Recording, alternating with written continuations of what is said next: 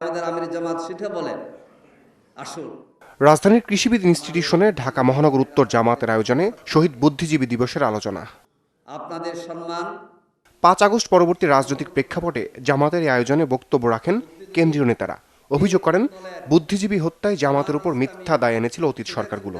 সম্মান দেখাবে না। বলেন, আওয়ামী লীগ মুক্তিযুদ্ধে মানবতা বিরোধী অপরাধে প্রহসনের বিচার করলেও বুদ্ধিজীবী হত্যার তদন্ত করেনি কোনো সরকার। প্রথিতযশা একজন সাংবাদিক জনাব আবুল আসাদ, তাকে ধরে টেনে সংগ্রাম অফিসের নিচে পর্যন্ত নিয়ে গিয়েছিল। ওই সময় মুক্তিযুদ্ধ মঞ্চের নাম দিয়ে তখন বাংলাদেশের বুদ্ধিজীবীদেরকে আমরা প্রতিবাদটুকু করতে দেখি নাই। মূলত শহীদ বুদ্ধিজীবী যারা ছিলেন তারা মুক্তিযুদ্ধের পক্ষে ছিলেন, কিন্তু আওয়ামী লীগের বিরুদ্ধে ছিলেন, ভারতের বিপক্ষে ছিলেন।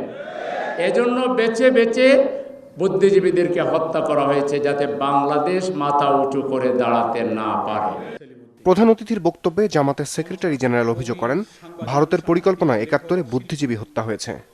আত্মসমর্পণের দিনকে শিফট করে 16 তারিখে আত্মসমর্পণের দিন ধার্য করা হয় এবং 14ই ডিসেম্বরে খুঁজে খুঁজে বিশ্ববিদ্যালয়ের শিক্ষক, প্রথিতযশা সাংবাদিক, শিল্পী, লেখক, শিক্ষকদেরকে বেছে বেছে যারা বেঁচে থাকলে এই বাংলাদেশকে গড়ে তোলার জন্য সদ্য স্বাধীন বাংলাদেশে অসাধারণ মেধায় চরিত্র মনন দিয়ে তারা ভূমিকা রাখতে পারত, তাদেরকে তারা বেছে বেছে হত্যা করেছিল।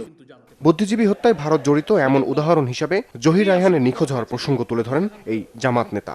14 ডিসেম্বর তো আগে চলে গেল, জানুয়ারির 30 তারিখে 1.5 মাস পর জহির রেহান আবার নিখোঁজ হয়ে গেল। কেন?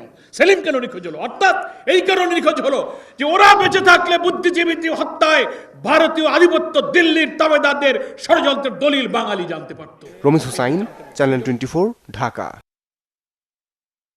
নতুন এবং ফিরে আসা গ্রাহকদের জন্য নগদে চলছে ক্যাশব্যাক সহ প্রতিদিন হাজারো উপহার জেতার সুযোগ। হবে আশা আর ফেরা, সারপ্রাইজ সেরা।